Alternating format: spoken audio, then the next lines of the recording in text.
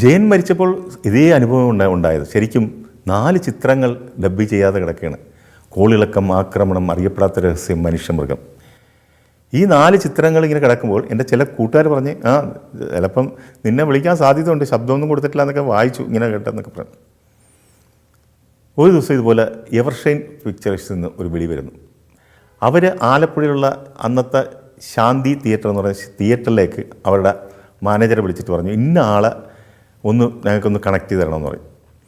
അവരെന്നെ തിയേറ്ററിലേക്ക് വിളിച്ച് അവിടെ നിന്ന് കണക്ട് ചെയ്ത് അവിടെ പറഞ്ഞ് നിങ്ങൾക്ക് ആ തിയേറ്ററിൽ നിന്ന് നിങ്ങൾക്ക് ടിക്കറ്റും കാര്യങ്ങളും തരും, ഒന്ന് മദ്രാസ് വരെ വരണം, ജയൻ്റെ വോയിസ് ചെയ്യാമെന്ന്. ഞാൻ പറഞ്ഞപ്പോൾ ജയൻ്റെ വോയിസും ഞാൻ ശരിക്കും ജയനൊക്കെ അപ്പോൾ കയറി അപ്കമിങ് ഇങ്ങനെ വന്നുകൊണ്ടിരുന്ന സമയമാണ്. ജയൻ്റെ ചെറുതായിട്ടൊക്കെ അറിയാമെന്നല്ലാണ്ട് ഞാൻ അതിലോട്ട് കൂടുതൽ കോൺസെൻട്രേറ്റ് ചെയ്തിട്ടില്ല.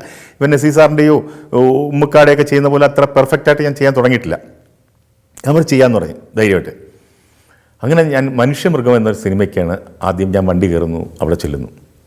അപ്പോൾ അതിന് വിളിക്കാനുള്ള കാരണം എന്ന് പറയുന്നത് PJ ആൻ്റണിക്ക് വേണ്ടി ഞാൻ വോയിസ് കൊടുത്തത് ഈ ശശികുമാർ സാറ് അവരോട് പറഞ്ഞു, ഞങ്ങളെ രക്ഷപ്പെടുത്തിയത് ഇന്നൊരാളാണ്, ആലപ്പിയിലുള്ളൊരു പയ്യൻ അഷ്റഫ് എന്ന് പറഞ്ഞൊരു പയ്യൻ വന്നാണ്, ഒരുത്തനാണ് ഇവിടെ വന്ന് ഇത് ചെയ്തിട്ട് പോയത്.